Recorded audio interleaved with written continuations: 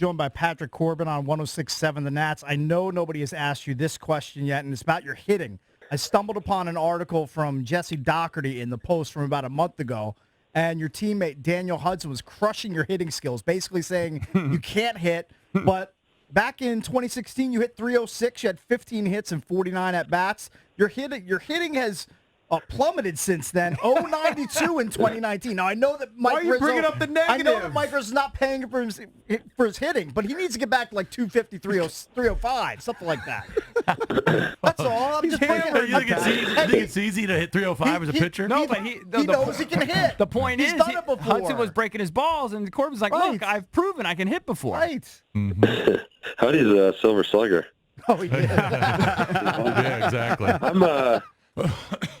I'm a every other year. I set him up, so next year I don't think I can hit, and then they'll throw me some meatballs. The long game. I like it. All right, let's get to something important. So Max is going to get the start in the wild card game, and supposedly all hands are on deck. When is the last time Patrick Corbin was used as a relief pitcher? The year when we played in the wild card with the Diamondbacks, I threw two innings in relief. I think it was like the second to last game of the season just to get ready. Mm-hmm. First year in the big leagues, and then I think it was my first full year after Tommy John went to the bullpen for a little bit as well. So it is a little different, but I mean, you want the ball in those games, you'll be ready to go, and I mean, hopefully Max goes out there, deals, which we all expect him to do, and if they need to use any of us, we'll be ready. How much warm-up time, ramp-up time do you need, since it's not really your thing? Can you kind of compare and contrast the different styles?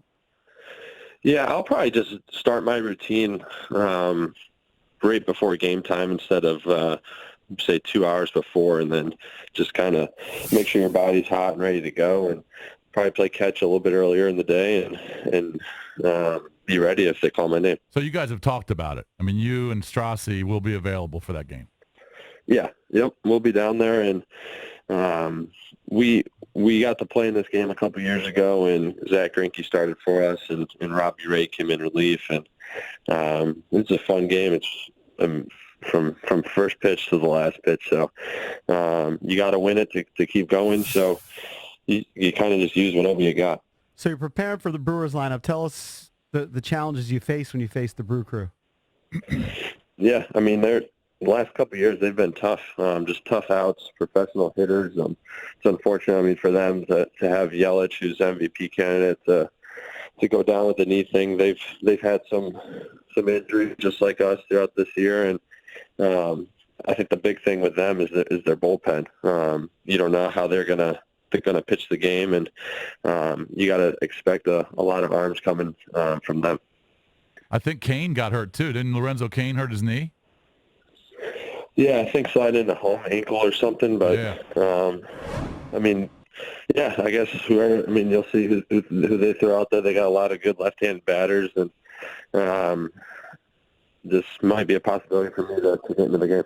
Just curious, if everything goes well, they don't need you, and Max pitches a gem, you advance to face the Dodgers. Have you started looking ahead at that matchup at all? I have experience with them, pitching in that division for a while, and right. Got to throw against them earlier this season. And I mean, any team you face now is going to be a good lineup. I mean, there's the 10 best teams in baseball that are left, and I think we can match up with anybody. I think we have the pitching, the position players who play great defense. Anything can happen in this wild card game, but we come out on top. I think we got a good shot. You know, a lot has been made, Patrick, of the camaraderie of this team, and you can clearly see it in the dugout after you guys hit home runs, score runs, whatever, the dancing. We saw it in the post-game celebration after you guys clinched the wild card spot. Have you ever played on a team like that with this much camaraderie where it seemingly everyone gets along? They kind of make you start dancing, and they get when you get Strasburg doing it, then you know something special's happened. So. Right, exactly. Yeah. Par has been great. Just a lot of energy in the clubhouse.